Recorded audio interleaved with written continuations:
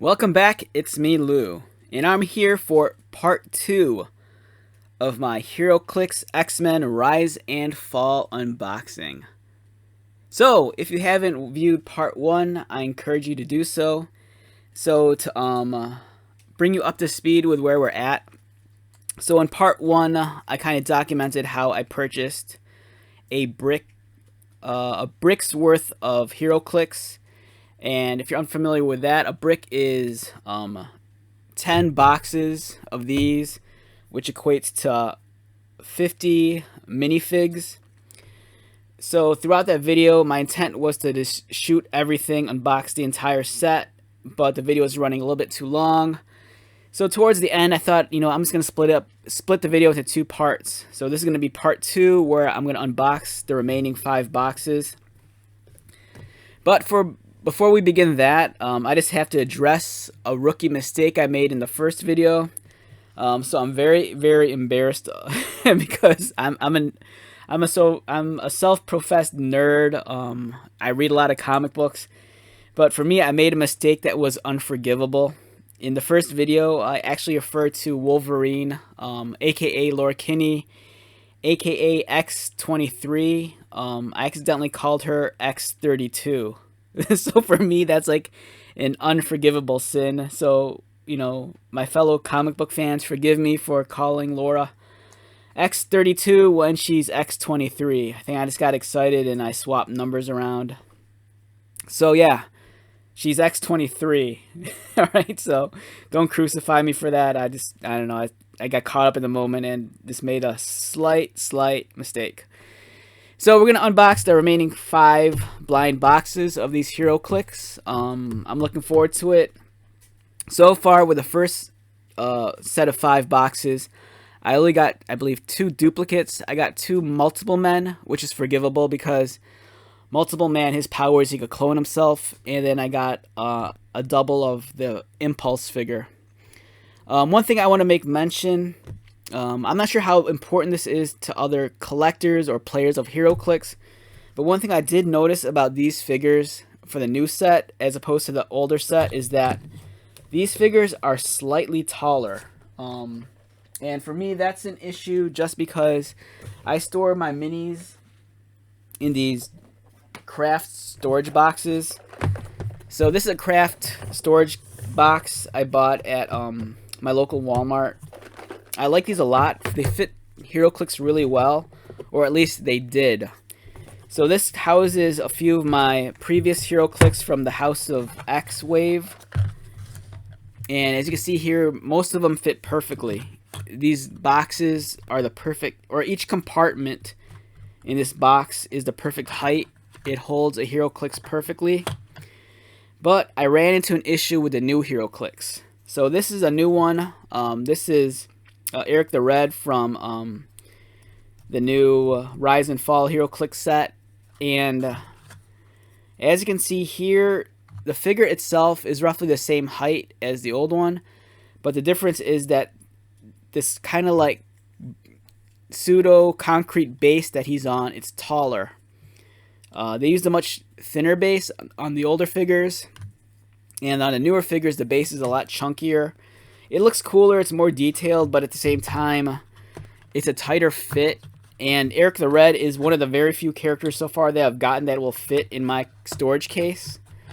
For me, this is an issue. I don't know how you specifically will store your Heroclix minis. I'm not sure if you're using like foam cases, foam storage, if you're magnetizing them or whatever. But for me, this was kind of an issue. Like Eric the Red, thankfully this figure fits, but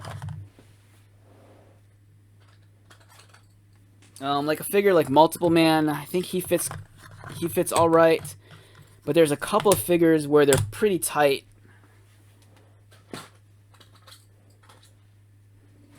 Like we have Raza here, and he's not going to go in. Shadow King, it's a super tight fit. So yeah, as much as I love the new figures, slightly annoyed that the base here is taller. Adds more unnecessary height to the character. I have some characters that will fit, but not all of them, which bothers me. It wasn't an issue with the last wave. The last wave, I was able to fit most of them into these storage compartments, with the exception of someone like, Egg, or Gold Balls, as he's also known as. This guy wouldn't fit in here, but these storage cases have a large single compartment, and I can fit him in there. So yeah, this is a heads up. These figures are a little bit taller, so just think about that in terms of where you're going to store these. But moving along, let's get back to the main event.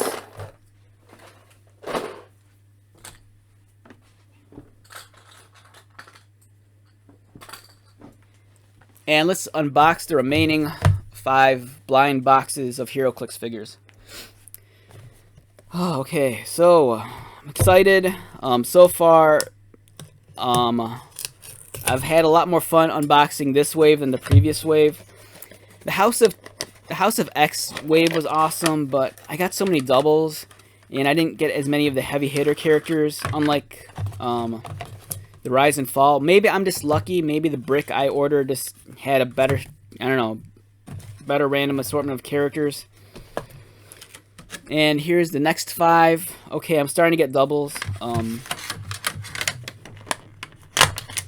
So here's another double of Darwin. I previously reviewed him in the first video.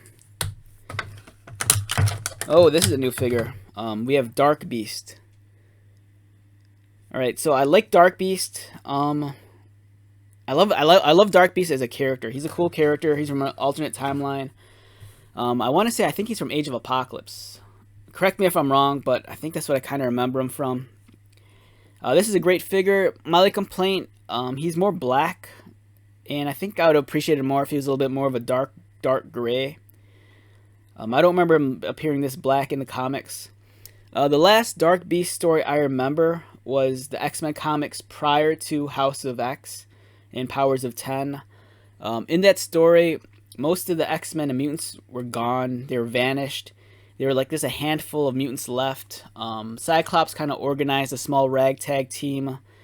It was him, Logan, and one of the other X-Men was Dark Beast. For whatever reason, I can't remember, but he was lounging around in our timeline. I can't remember why, but for whatever reason, Cyclops brought him on board as a member of the X-Men.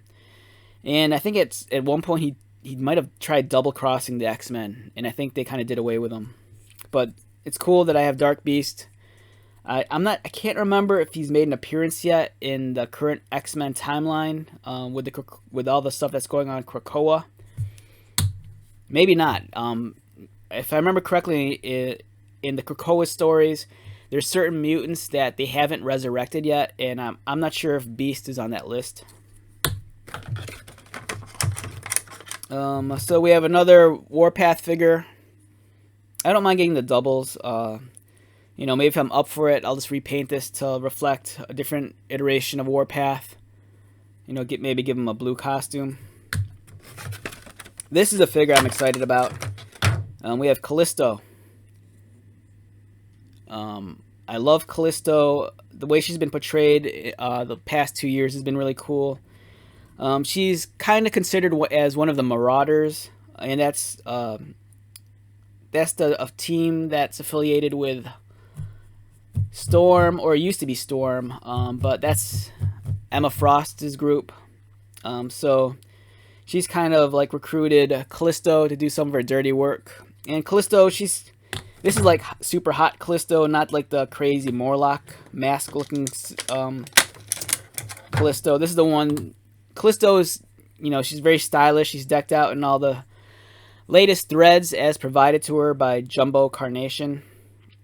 And I love seeing her in the book. I loved the one story where I think it was a fight in the Crucible, and I can't remember who had to take out who. I think it was her versus Storm, maybe, or maybe I'm confusing the stories. But yeah, I like Callisto a lot. Very stoked to have her on board.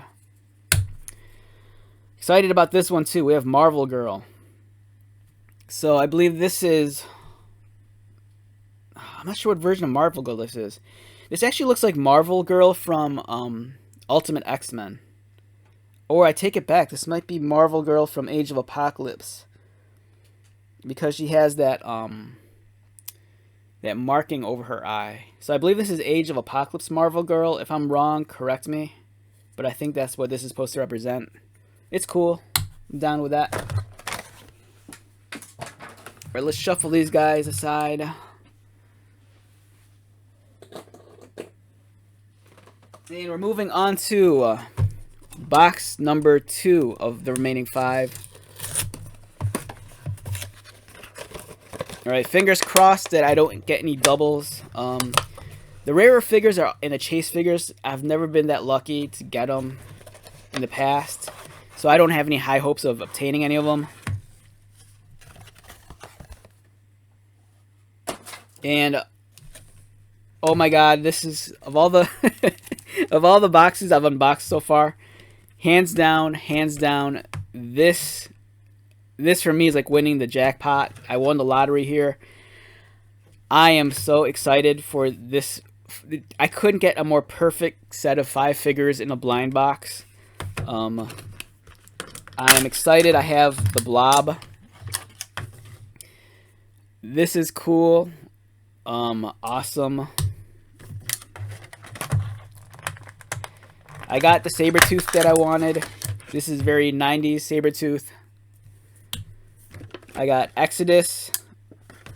Excited to have him also. Magneto.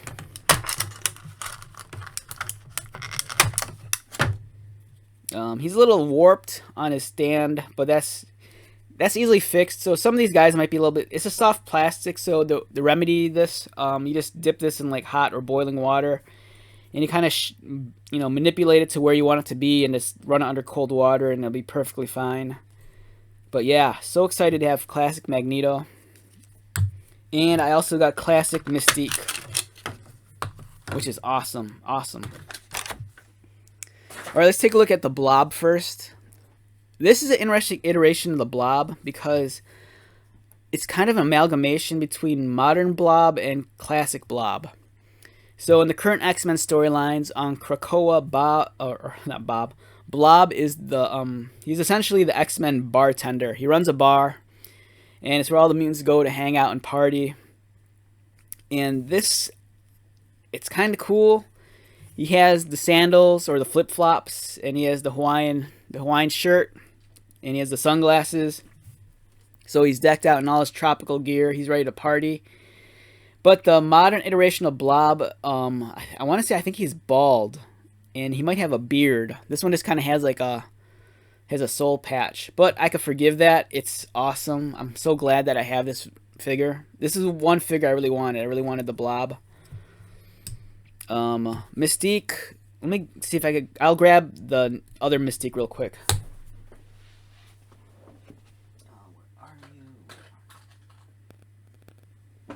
Alright, so here's the other Mystique figure. This is the more modern take on Mystique.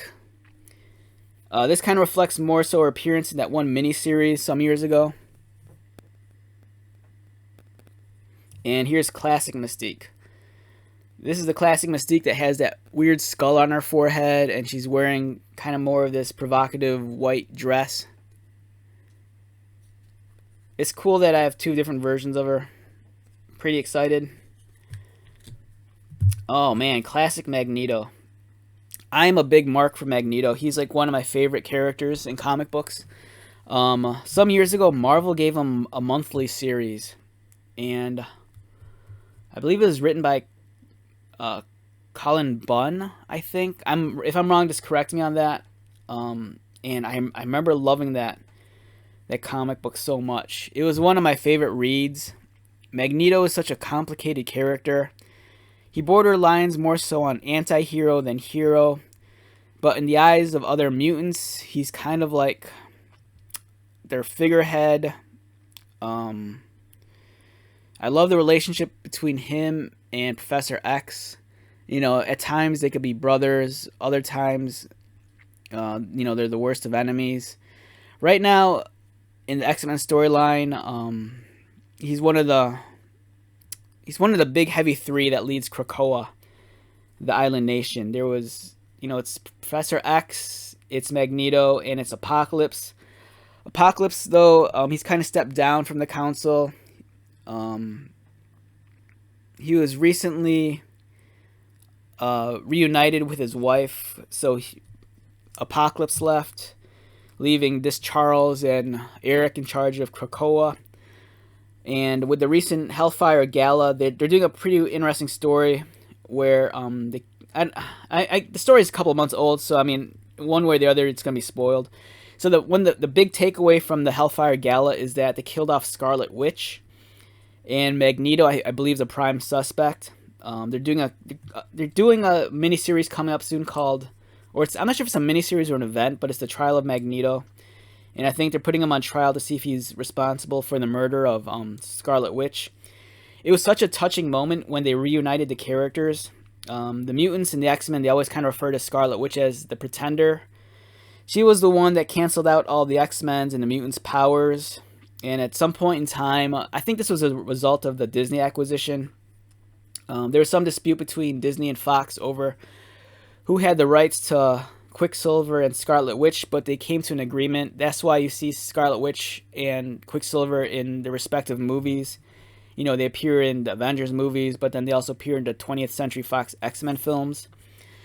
But in the comic books at the time, they decided that they were going to make Quicksilver and Scarlet Witch their own thing, and that they were no longer related to Magneto. So for maybe, like, I don't know, the last 8 years, that's been the case. But in the Hellfire Gala, one of the really touching scenes was that they kind of reunited Magneto with Scarlet Witch. And he kind of told her, you know, you're always going to be my daughter. And then I think like a couple of panels later, she's dead. So, but I have a theory about that. I don't want to get into it because if you haven't read the books, I don't know.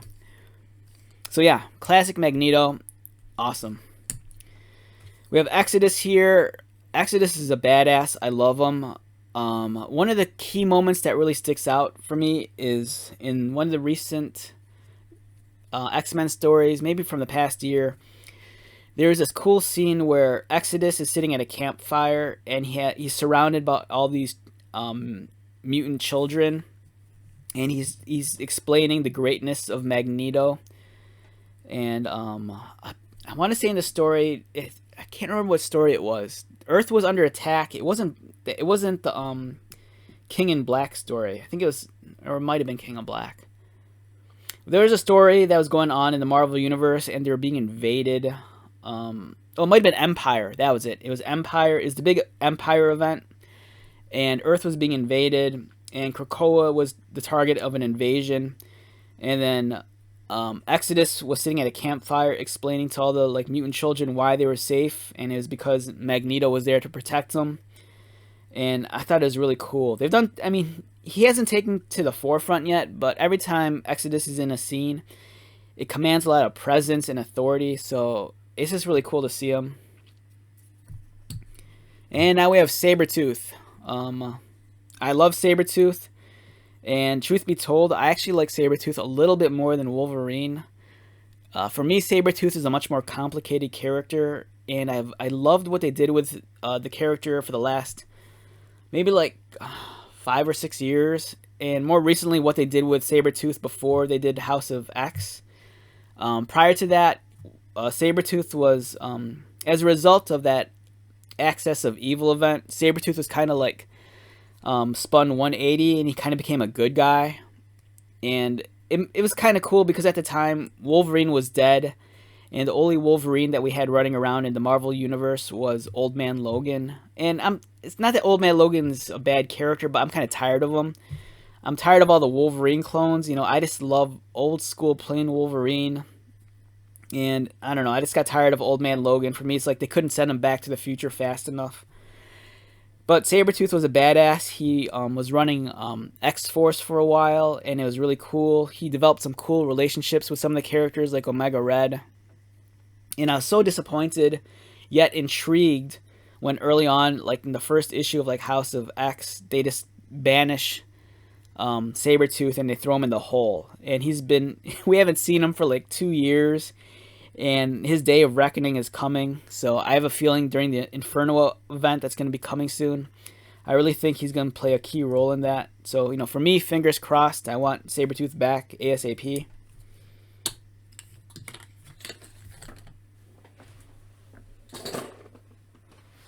Okay, now we're moving on to box number 3. Alright, fingers crossed that I don't get any more doubles. Oh, wow. Wow. Okay. I'm excited. I'm really excited. Man, this is great. Yeah, I'm like speechless right now. So far, my unboxing experience with this brick of figures has been, it's exceeded my expectations. I was so expecting to get a lot of doubles and triples, but so far that hasn't been the case. I'm getting a lot of unique characters, a lot of the heavy hitters, and I'm really excited. Oh man, this blows my mind. I'm getting all the characters I really wanted. I really want an Apocalypse. Apocalypse was one of the rare figures in the previous wave.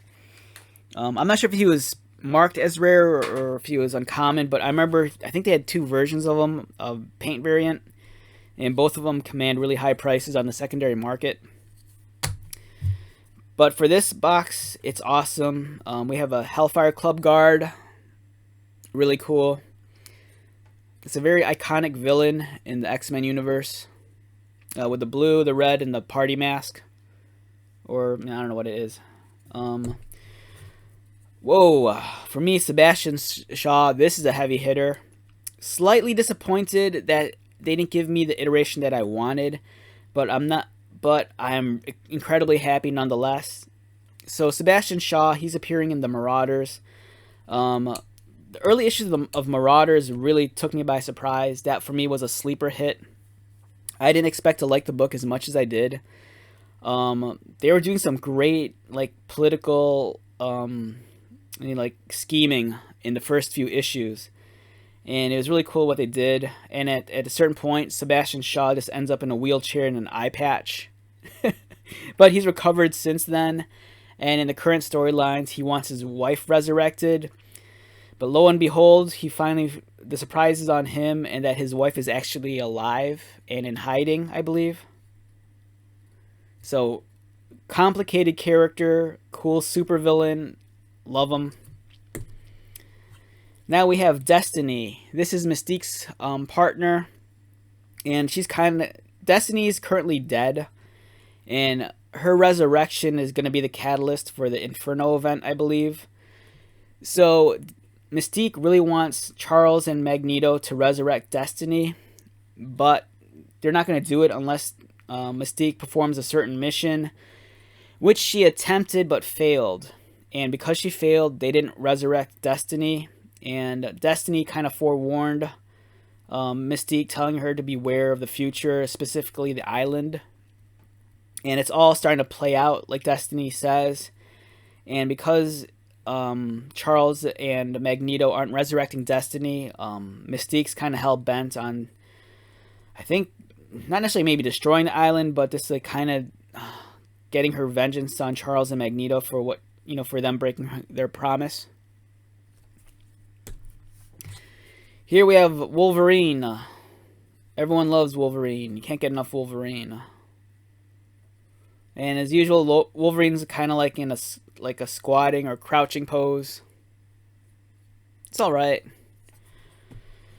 And then we have Professor X. This is kind of him in his casual duds. I'm not sure if this is supposed to represent Professor X prior to him forming the X-Men. Because in House of X, there's that one scene where he's like at a carnival or fair, and then he runs into Moira McTaggart. So I'm kind of curious if this is representative of that Charles Xavier. It's cool to have, nonetheless.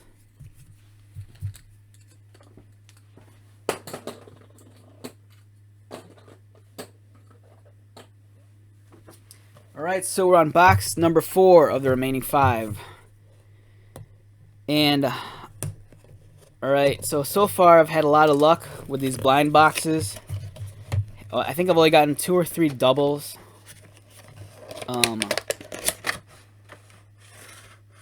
Okay. Got a couple of doubles, but I don't mind it so much because I got a couple of really cool figs out of this one.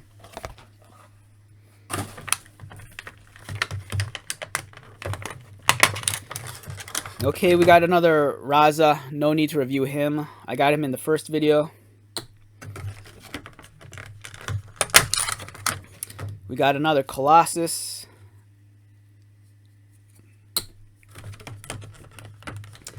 Now this is a figure I'm excited about.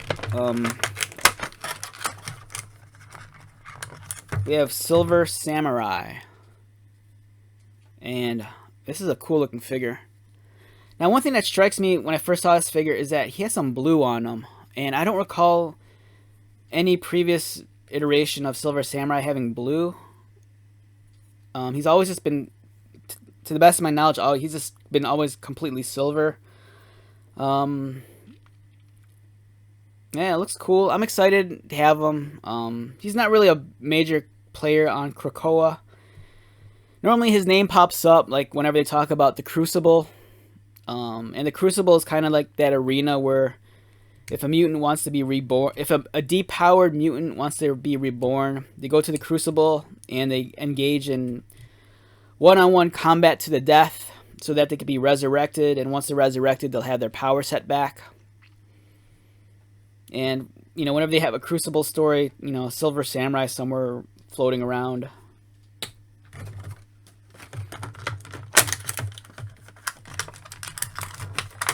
I got another Blob figure. You know, I was excited to have him the first time. And it's cool to have a double. I gotta admit, I do like this character a lot. And we have, I'm kind of losing my voice, so just bear with me. We have Archangel. We have Warren Worthington. But this one, right, so this one is calling him by Angel. For some reason, whenever I see him with the wings, the metal wings, I always refer to him as Archangel. And this kind of looks like more of his appearance in X-Force.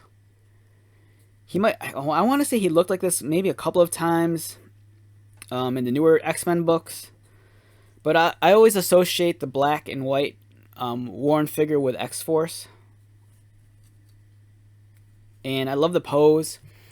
He has his death wings out. Looks really awesome.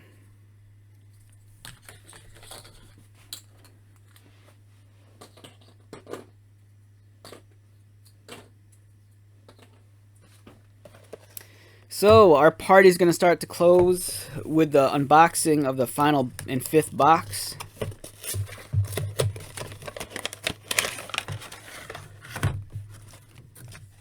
Oh, okay. This is cool. I'm digging this. All right.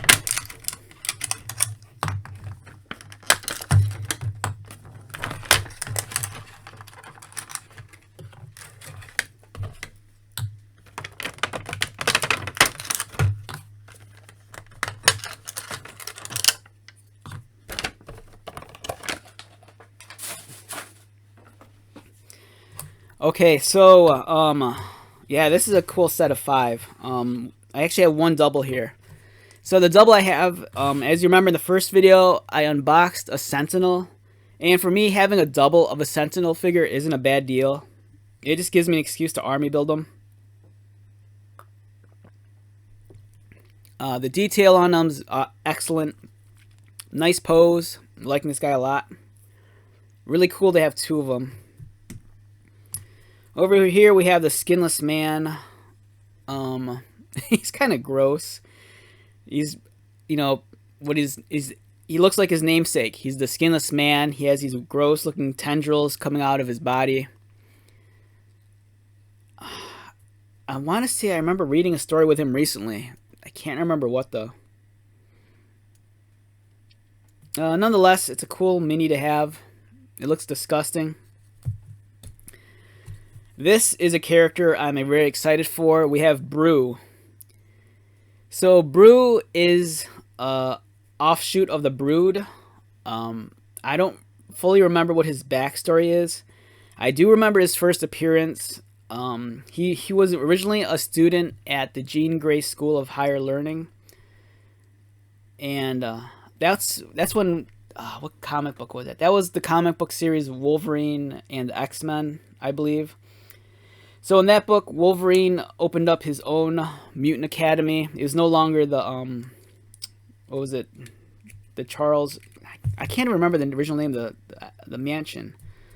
The Xavier Institute. Yeah, so it was no longer the Xavier Institute.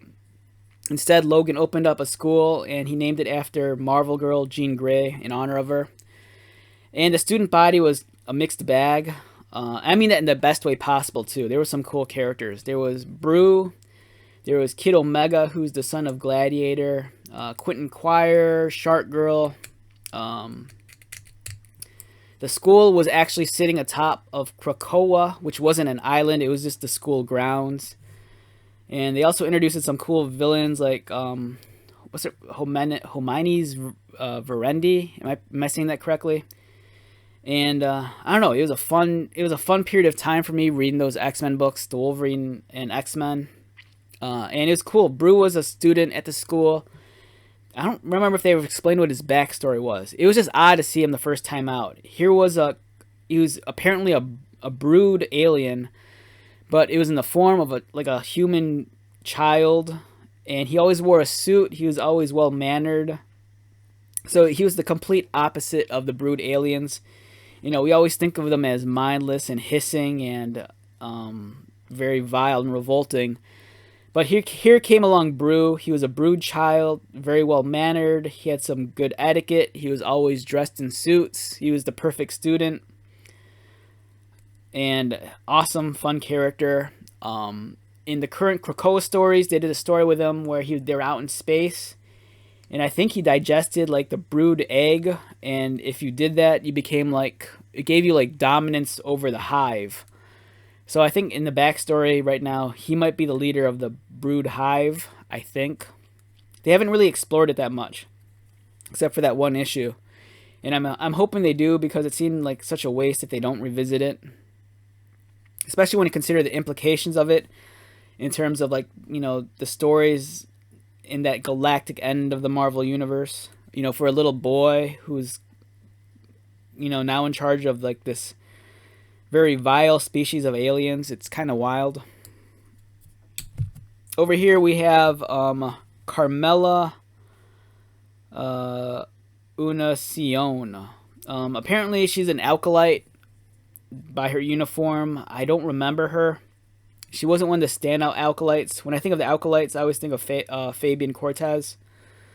She's a cool figure, because you have this base figure, but then she kind of has this weird transparent green plastic over her, which I'm guessing is denoting her power.